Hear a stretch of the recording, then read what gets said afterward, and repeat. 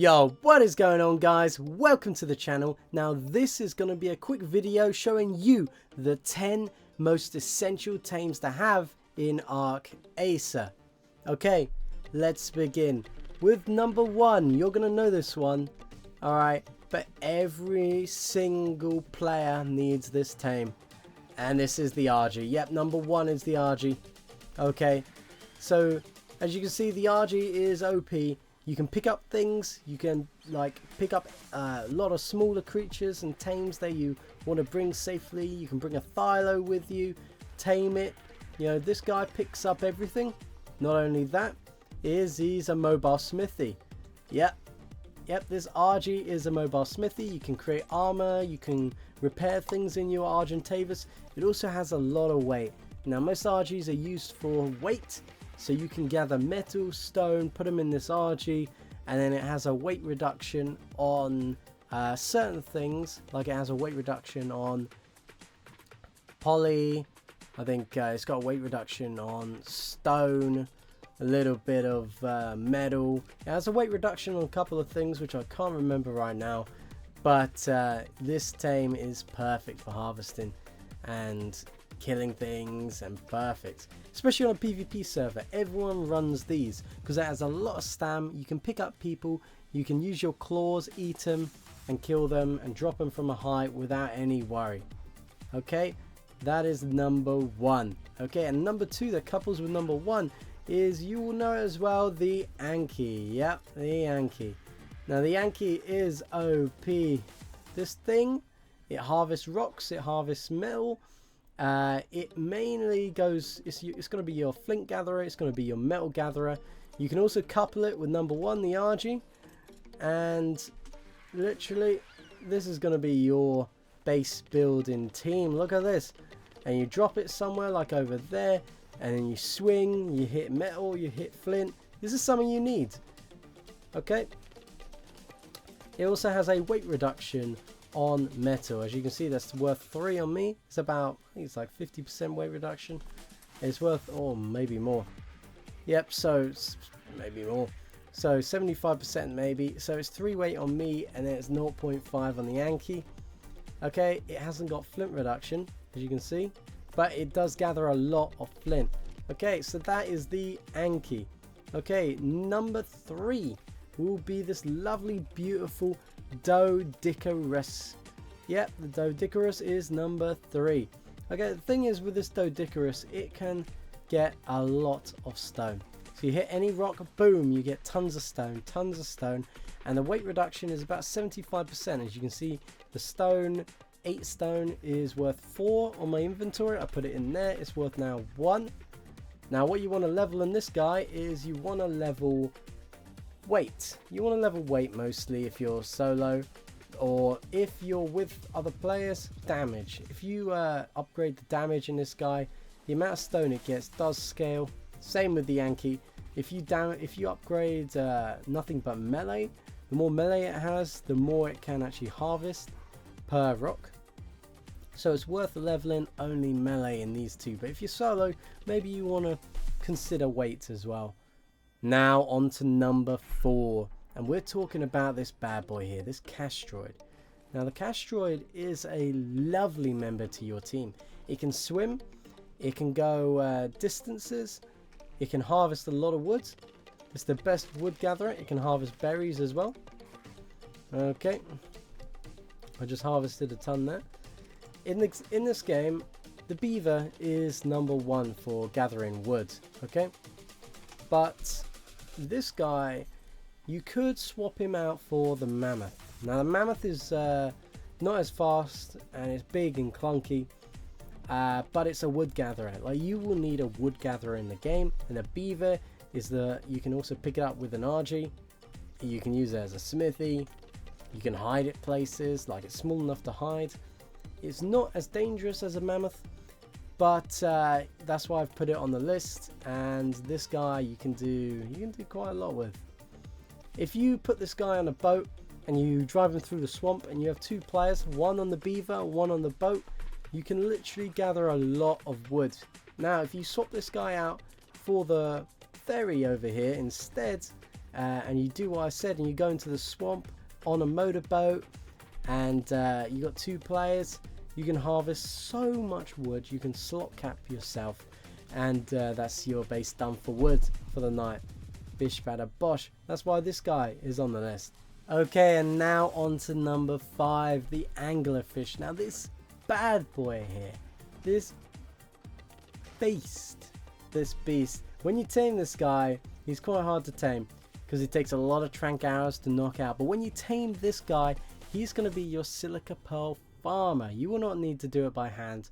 You will not need to do anything else. This guy, he per bite, he can get like 60 to 200 to 300 silica pearls per bite, depending on your server settings. So if you do it by hand, you'll get maybe 3, 5, 10, 12 silica pearls. But this guy, he gets 60 to 100 to 200, depends on your melee. This scales again with melee. So the more melee you have on this anglerfish, the more you will gather. Also, he doesn't require a saddle, so you can just click E on him and you can just go and harvest loads and loads of silica pearls.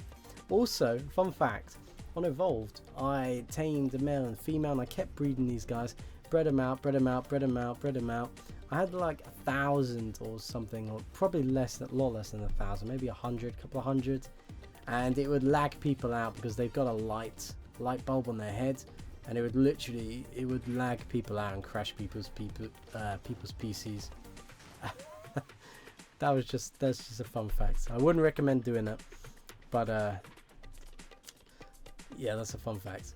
Okay, and now on to number 6. Okay, let us begin.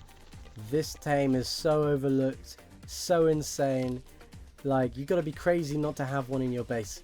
The Dung Beetle. Yep, the Dung Beetle. I love these guys. These guys are so insane. They're passive.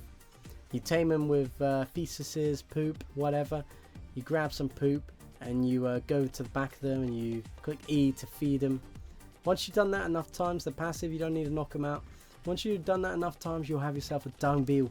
Now this guy will keep the lights on in your base. This guy will leave you to never ever have to harvest oil again. This guy has a lot of fur here. Okay, so what's special about this guy is he picks up the poop and he literally makes it into fertilizer, as you can see. So all your crops and stuff, they'll be grown and you'll be able to grow as many as you want, because this guy will passively keep collecting poop. Now, different to Evolved than Ascended is that these guys, you don't have to put poop in them. These guys actually collect the poop passively. They have a radius on them, and the higher the level, the bigger the radius. Okay, once you level up, their radius will go up slightly. Okay, so it is effective to get a high level Dung Beetle. So yeah, so these guys are just OP. Make sure you got one, as it gets passive oil and it makes fertilizer. These guys are overlooked as hell, so get one. Alright, and then on to number 7 is the Achatina, also overlooked. Everyone back in my tribes, everyone kept fighting me over getting them. Are they worth it? What's the point? We can get paste from other things. But these guys actually create passive paste, and 100 is max they can get, and it creates paste. As soon as you get it, as soon as you tame it, you enable wandering and it starts creating paste. It can also get poly, up to 7 poly at a time. It won't get you any more than 7 poly once. 7 polys in its inventory, that's it. So you can imagine if you have 10 of these Achatinas, it will make you 70 poly at a time.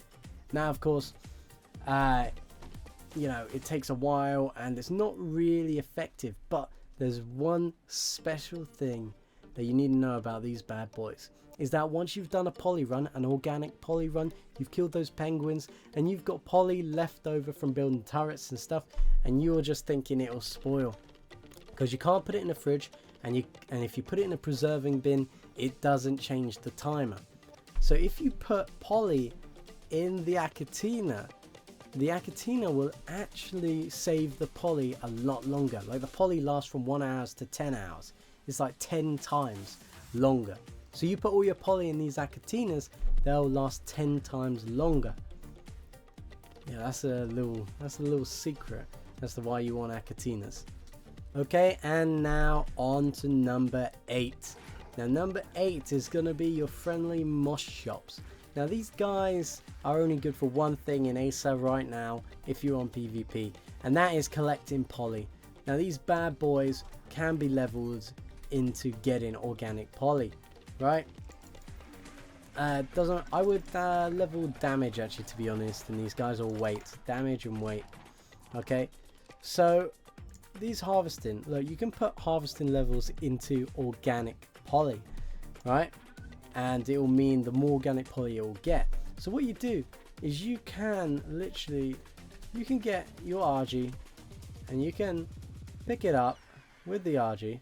As you can see, you can fly over to the winter biome, you can kill your penguins, and then set this guy on aggressive where the penguin bodies are.